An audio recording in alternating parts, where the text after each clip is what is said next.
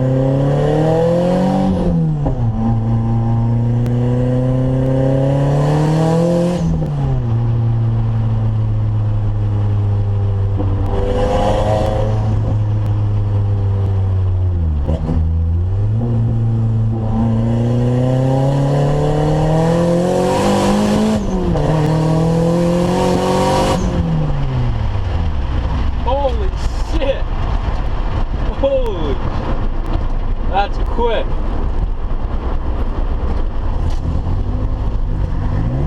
Okay, so it stalls out when I go into neutral, but my air fuels aren't bad. I mean, it's running rich, but that's better than lean, obviously.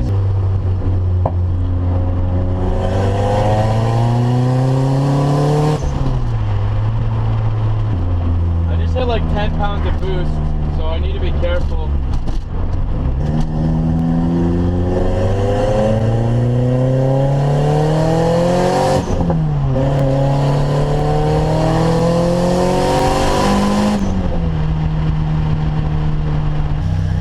Alright, you guys, that was pretty awesome, but I just scared myself a little bit. Definitely hit a little more boost than I should have. So I'm going to adjust the wastegate and then go for another drive. Alright, so the problem I'm having is the wastegate is shut all the way right there. So that's where it is set right now. And I was still hitting like 10 pounds of boost at 5,000 or 5,500 RPM. And was letting off the gas because I didn't really want to go any higher than that.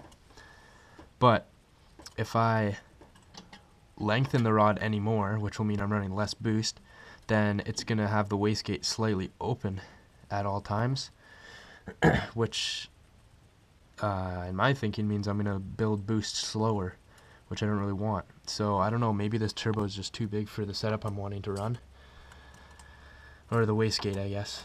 So I don't know. I'm going to lengthen it a little bit and see if that runs me around 8 pounds. I want to aim for like 8 pounds, so I'll see if that does any better.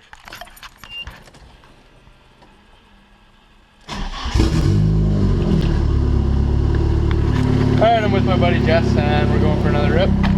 Hopefully we don't hit 20 pounds of boost. Damn.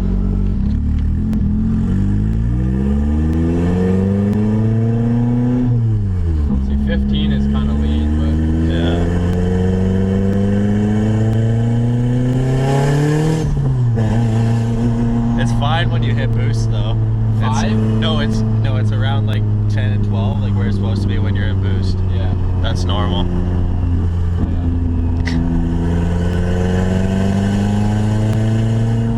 Yeah. It only went up to like, I don't know, 5 there. Pounds. Yeah. It feels so much faster. Really? Did that feel faster? Well, I don't know. We're on a back road. It's just really loud. I know, it's loud as hell.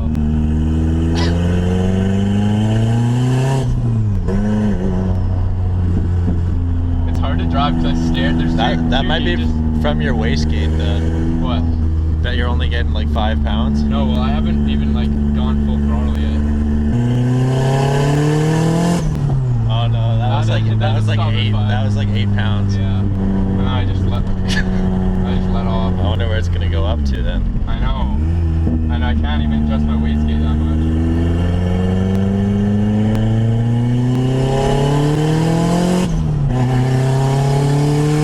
Oh, That was like 11 pounds. No, thank you. No thanks. So loud. Backfired. You can hear that. I love how you can hear the turbo though. Yeah. It feels like I'm driving a truck just because it's so loud and you can hear the spool. Yeah. Almost stalled there. Oh yeah, sheep pulls. I actually like how loud it is. Sheep pulls. Probably shouldn't carve the neighborhood streets. Oh, here's some necks. Oh. I didn't want to piss that off. Alright guys, I haven't done an update in a little while. What's happened so far is this morning, I took my car to Brandon's, and he's my welder friend, so he welded up my exhaust, which is a little bit of a gong show right now. Basically, I couldn't buy flange that would fit up to the downpipe properly. So we tried using the one that was already there, chopping it off, and then we had to drill it so it would fit. And then we couldn't fit the 3-inch pipe on there because then the nuts wouldn't go on. So basically it was a gong show, and we got it hooked up though. It goes, I think it's 2 1/4 or 2 1/2, something like that, coming from the downpipe. So it narrows it down a bit and then goes to 3-inch. So a little bit of restriction there with the 2 1/4 probably, but it's running a lot better now, that's for sure. So it's running, look at that turbo manifold too now. Color totally changed. I just went driving with it, and it was at like 6 pounds it was hitting, and before it was kind of just rising and kept rising till I let off the throttle, and I think that's just because too much exhaust gases were getting by. So now I got both the O2 sensors back in and the wideband, and it's running a lot better. Still kind of rich, but yeah, definitely a lot better. It goes up to like 6 pounds, 5 or 6 pounds, by like 3,000 RPMs, and then it pretty much well stays there all the way up to redline. So it's pretty awesome. I'm going to turn it up a little more and show some more, take some more footage doing pulls and all that. But for now, I'm trying to get the bumper on. So I wasn't going to put this on originally, but apparently it's pretty illegal, and you're kind of screwed if you get in an accident without your bumper support or bash bar or whatever you want to call it. So I just took that off.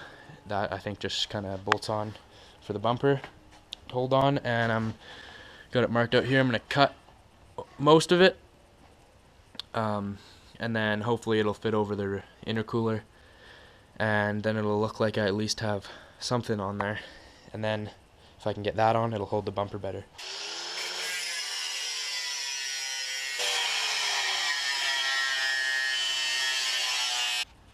Alright, I ended up doing this a little differently than anticipated, so you can see how much I cut it down there.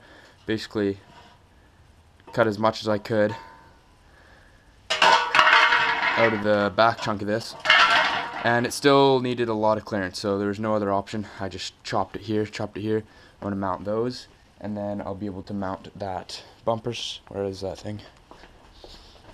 This bumper support on there, and then mount the bumper on that. So I'm still struggling with fitting this freaking bumper. I cut it so much that basically I didn't want to cut anymore, and I still had a lot of room to go. Like a lot of room. That's kind of a hack job because I was pretty pissed off and was kind of going quickly. Once you get this far along and you're still running into problems, like all I had to do is put the bumper on, patience kind of goes out the window. So yeah, I had to move the intercooler back. That was the only option. So modified the brackets down there, folded them under. They're going to be going underneath here instead of on here, and I'll just drill them in or whatever. I cut them too just so they can get farther under there. Had to move the horn. I just got rid of that, whatever this horn, I don't really care. I had to bend that bracket, move this out of the way, just drilled it in, or screwed it in there. I have to cut this some more. Had to move the coolant, or not coolant, whatever this thing's called, windshield washer fluid reservoir. So I took that out because this needed to move over so that this could line up. And had to cut here. What?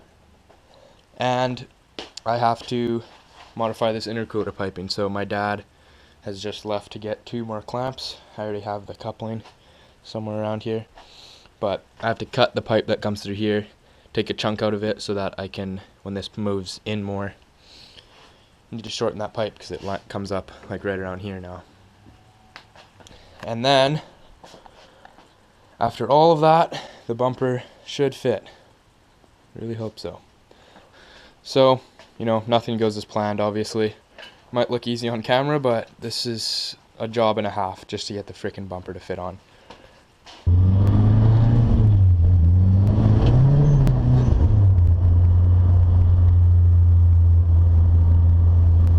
Right, it's Saturday, I got the exhaust on now. Spent all day trying to get my freaking bumper to fit. It's still not on. Adjusted the wastegate, probably getting a little more boost now. And yeah, the roads are pretty slick, so gotta be careful.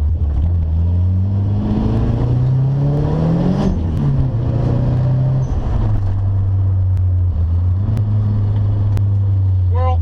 Oh! Damn! That was close.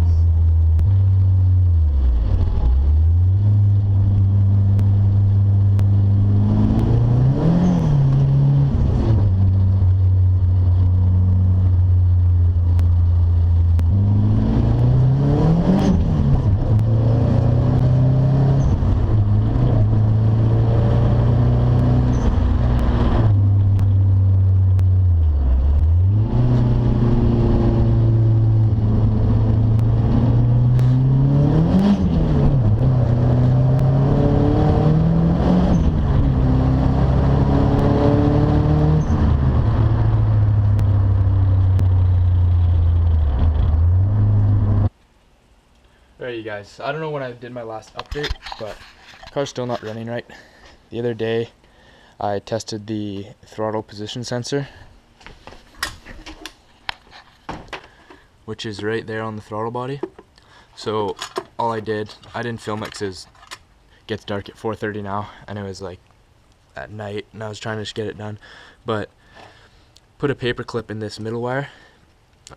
The one with the red line was 5 volts, the black's ground, and then this one was the output voltage.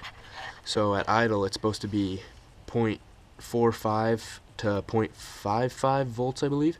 Mine was a little bit low, like 0.42, so I adjusted that, but it didn't fix the problem. It made it idle a little better, but the air fuels were right around 14.7 then, and they're lower before that, so that's, at least it was beneficial. But right now I'm going to be replacing the mass airflow sensor. So this is the ISR Z32 replica, but apparently it's a Chinese knockoff, and they can be pretty problematic, so that could be the problem. Gonna replace that. I managed to source a OEM Z32 N62. This thing doesn't focus very well up close. Hopefully you can see that, but anyways, it's N62. It's kind of screwed up here, but it doesn't matter. I'm just going to clean it up and put it in. Hopefully this will fix the problem. And if not, then I'm going to have to try and extend this farther out. It's kind of close there, but what I'm going to do is just try and find a chunk of pipe and extend it way out the hood to see if it's too close to the compressor wheel. Because if it's too close, it can get turbulence and it won't read properly and cause problems. So yeah. Oh, and another thing, you guys, I wouldn't recommend getting a plastic battery tray, because that's how mine ended up going. Maybe it's because I hit a speed bump going like 60k, but I still wouldn't recommend it. It just broke right off. I thought it was my exhaust that fell off, actually. It was so loud.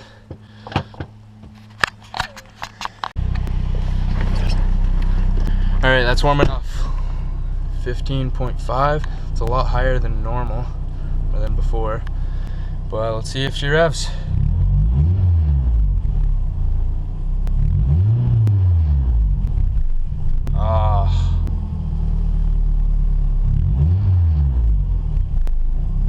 Nope. Oh boy. Alright you guys, check this out. So I wanted to move the mass airflow sensor farther away from the turbo because the compressor can cause turbulence and mess with the airflow on the sensor, make it weird, read weird readings.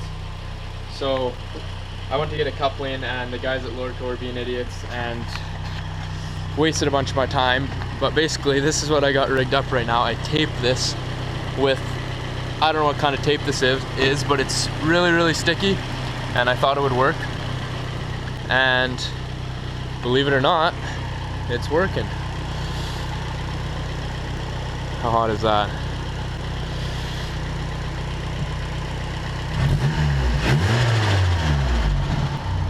No stalling. So tomorrow I'm gonna have to somehow probably move this or get rid of it. I don't know what I'm gonna do exactly yet actually, but I gotta get the mass airflow sensor farther from the turbo. Also, if you heard that massive flutter, it's because I disconnected the blow-off valve earlier to eliminate that from being the problem. But I'll hook that up again. Alright you guys, this thing's finally running without stalling. So I just cut this pipe a little bit and threw that coupling in there. It's kind of loose, but whatever, it's good enough. Same with this, kind of loose, but she runs.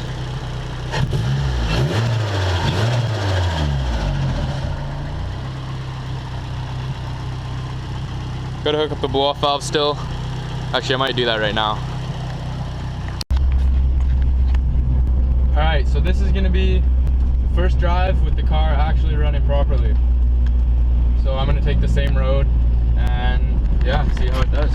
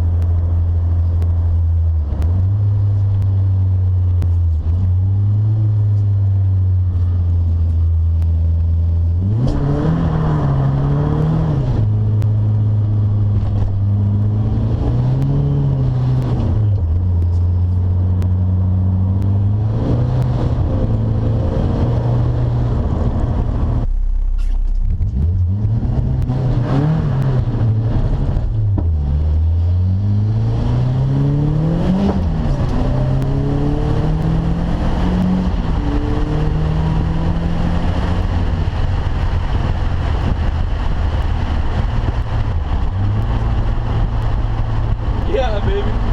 Woo! Alright, you guys, this is probably the end of the turbo build. So thank you guys for watching. Make sure to leave a like and subscribe for more. Still got a little bit of stuff to get done. I'm going to connect the blow-off valve. We got to clean this thing because it's filthy in here. It smells like fuel, kind of. But yeah, that's it for this little series. So let me know what you guys want to see next. I want to do some footage doing some pulls in this thing. But it's just gonna rain forever now. Like, it's close to December and it just consistently rains now for weeks and weeks on end. So that sucks pretty bad. When it's dry, I'll try and make a video doing some pulls. But yeah, make sure you leave a like, subscribe for more, and I'll see you guys in the next video.